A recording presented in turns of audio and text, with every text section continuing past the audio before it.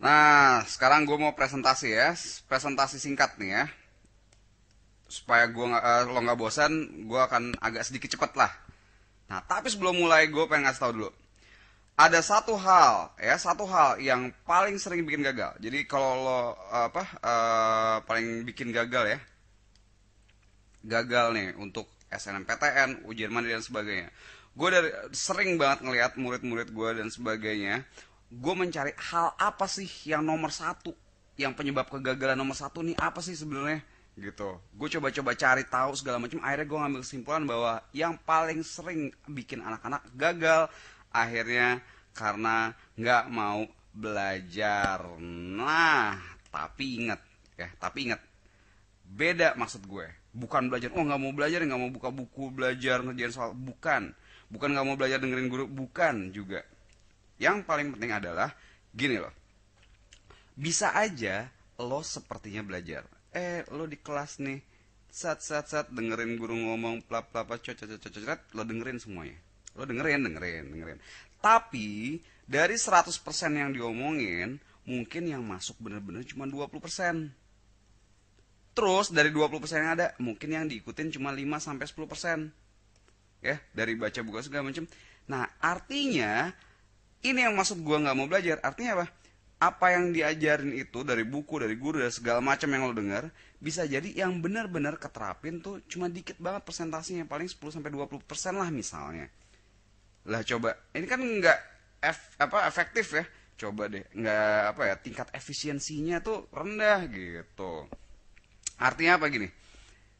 Kadang-kadang misalnya guru nih atau dari buku atau apa itu misalnya punya suatu cara ngajarin konsep dan sebagainya.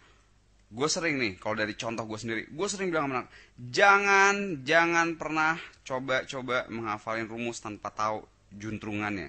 Jangan pernah ngapal gitu kan, ngafal ya. Usahain kalau bisa, sebisa mungkin kuasain konsepnya dengan benar, karena dengan menguasain konsep-konsep dengan benar, lo akan lebih jago ngerjain soal-soal yang udah ajaib. Wah, soal-soal yang ajaib yang udah canggih-canggih apa segala macem tuh jauh lebih gampang dikerjain kalau konsepnya lo udah ngerti gitu. Nah, masalahnya kebanyakan anak-anak apaan sih ngajarin konsep, ya udahlah rumusnya gitu ya udah hafal aja gitu. Aduh, ini apa lagi nih. Nah, jadi karena hal ini ya, banyak gue udah berulang-ulang nekanin tetap aja ngafal juga. Akhirnya inilah yang gue bilang nggak mau belajar. Kenapa? Karena gini sifatnya. Biasanya tuh anak-anak, oh ya udah punya sesuatu yang udah di dalam diri lo, udah biasa punya habits atau punya kebiasaan yang kayak gitu. Kebiasaan ngerjain soal caranya gini, ya rumusnya hafalin aja udah, cara belajar gitu, kebiasaannya seperti itu. Akhirnya kalau ada suatu hal-hal baru yang baru-baru terus masuk, berusaha dimasukin tapi ya nggak masuk-masuk karena ada kebiasaannya, udah ya udahlah gini aja gitu. Itu loh maksud gue nggak mau belajar. Karena kenapa? Ya emang susah untuk ngubah kebiasaan baru tuh, untuk ngubah kebiasaan, cari kebiasaan baru, emang agak repot men. Jadi ya, jadi memang itulah masalah utamanya. Diajarin jadi ya nggak masuk-masuk. Kenapa? Karena ada kebiasaannya. Nggak mau ngelihat hal-hal yang baru. Ya, cenderungnya ya males lah mikir-mikir sendiri. Menurut gue bener kok kayak gini. Wah, itu dia sumbernya. Contoh nih, gue langsung ngasih contoh. Anak-anak kalau gue bilang, ayo kita belajar persamaan kuadrat, ada hal penting konsep yang perlu gue sampaikan. Persamaan kuadrat, banyak kan mikir, apaan sih, gampang lah persamaan kuadrat ya gitu-gitu aja, apa sih gitu kan. Nih, contoh misalnya, gue ngasih soal x kuadrat min 3x plus 1 sama dengan 0. Akar-akarnya alfa dan beta misalnya. Kalau gue tanya cuman alfa kuadrat tambah beta kuadrat, ngafalin rumus mah bisa. Oh, ini bisa sama dengan alfa ditambah beta dikuadratin dikurang 2 alfa kali beta. Alfa tambah beta dalam persamaan kuadrat berarti kan min b per a dikuadratin gitu kan. Ya nggak? Kalau alfa tambah beta min b per a kuadratin.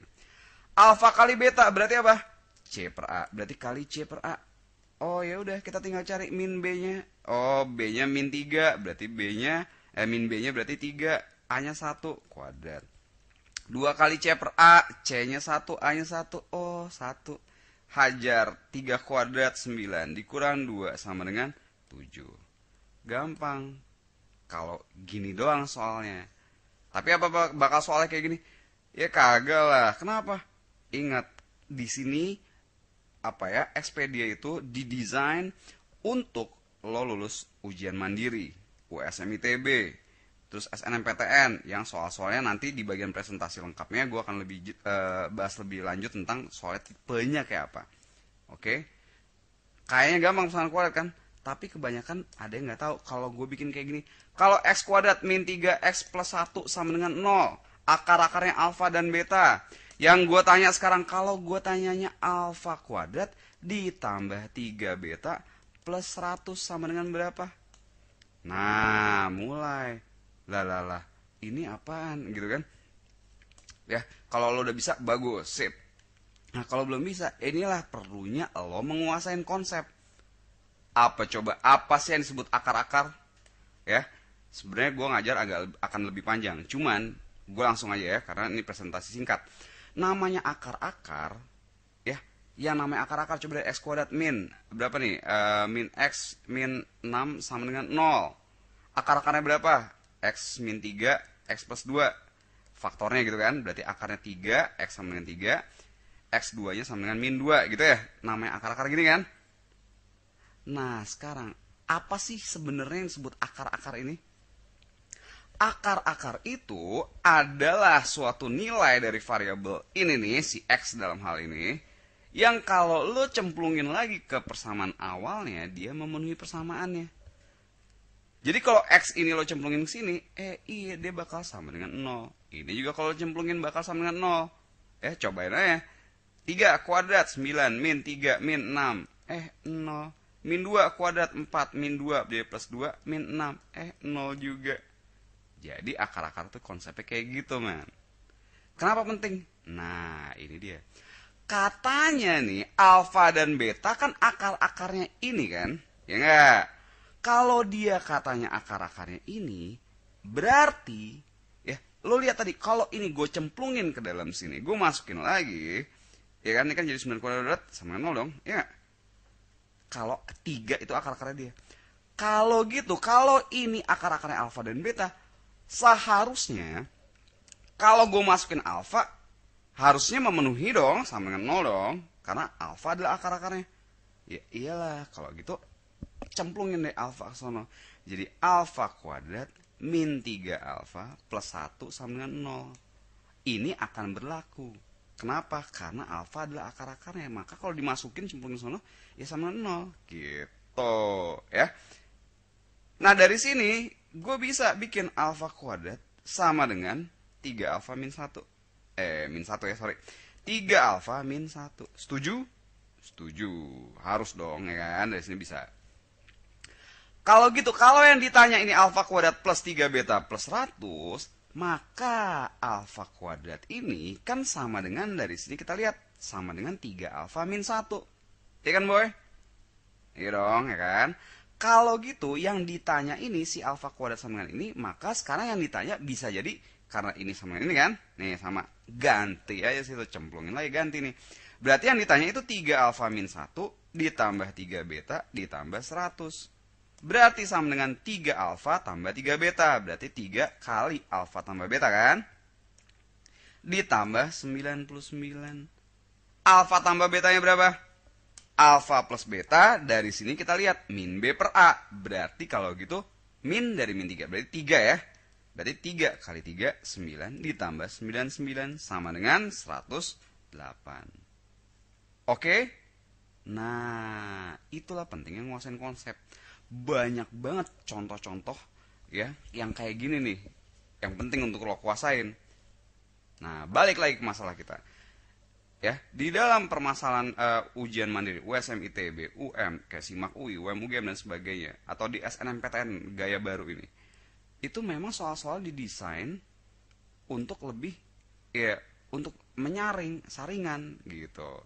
Jadi pertama-tama saran gue, ya, siap nggak lo? Kalau mau lulus bener-bener secara serius untuk matang persiapannya, belajar untuk belajar untuk, coba ya dengerin, ya, coba lo dengerin, belajar dengerin. Siapa tahu ada banyak hal baru yang membuka pikiran lo, membuka mata lo, gitu loh, ya, membuka pikiran mata dan sebagainya. Akhirnya mungkin lo dapetin cara-cara yang lebih efisien, cara-cara yang lebih efektif. kalau lo nih ada definisi tentang insanity. Nih ya. Ada yang bilang definisi dari kegilaan atau insanity adalah mencoba hal yang sama berulang-ulang kali, dan mengharapkan hasil yang beda. Nah, ini dia nih masalah ini. Banyak murid-murid gue yang wah udah belajar gini-gini gitu tapi hasilnya sama-sama aja. Ingat, belum tentu belajar itu caranya lo bener, belum tentu. Sorry, tapi ya inilah fakta yang harus, ya kadang-kadang fakta tuh menyakitkan, tapi sekerasnya lo belajar, kalau belajarnya salah, bisa jadi salah. Gitu kan, hasilnya jelek. Makanya, coba belajar ya, dengerin, kemudian belajar hal-hal yang baru, siapa tahu ada hal yang bisa membuat makin efektif. Oke?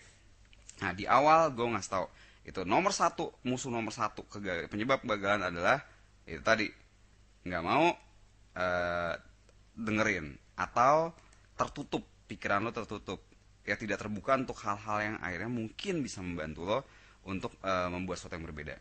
Oke, jadi sebelum gue presentasi, gue mulai dengan ini. Kenapa? Gue pengen supaya lo coba open minded, ya, lo terbuka dengan hal-hal yang baru. Oke, jelas ya? Nah, kalau lo siap untuk dengerin, akan banyak presentasi yang bisa dengerin di sini. Oke?